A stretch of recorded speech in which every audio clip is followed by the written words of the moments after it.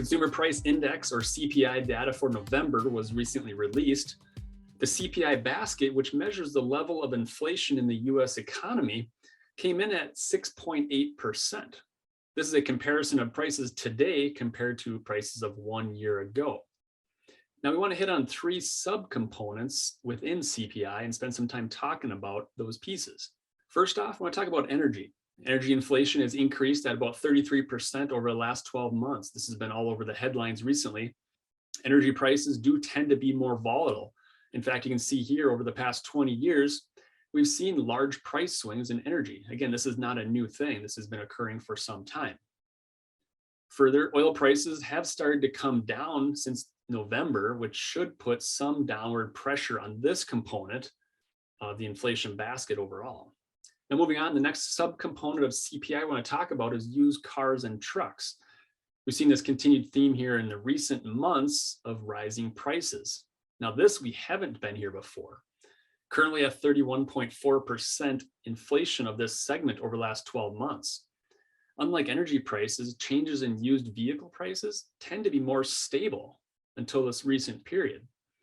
The surge in used vehicle prices is unusual and directly tied to the supply-demand imbalances and supply chain bottlenecks.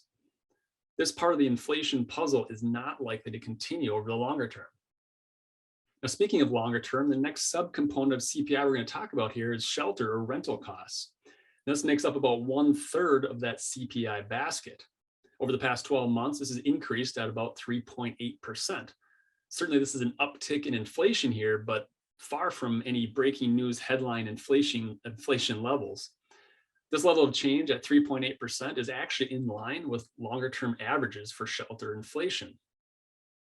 Now, we suspect we will, however, see shelter and rental costs increase, and here's why. Real estate prices are up substantially over the last 12 months.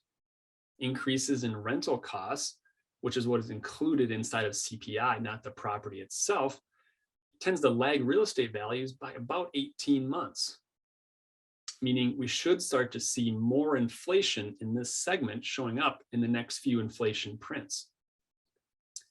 Now, we have seen this set up before in the real estate market back in the 2005 to 2007 time period.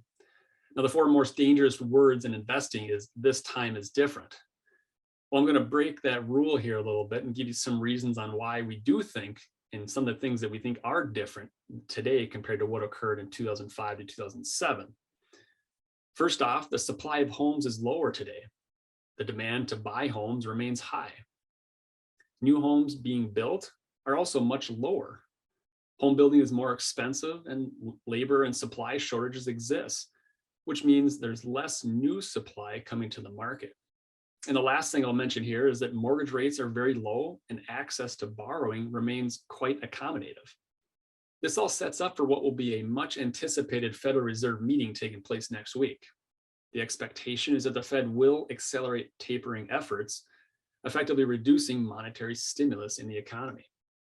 If inflation continues to be elevated, we will also likely see the Fed increase short-term interest rates earlier than expected, possibly in the first half of 2022. Now, these are both actions the Fed may take to mitigate elevated inflation.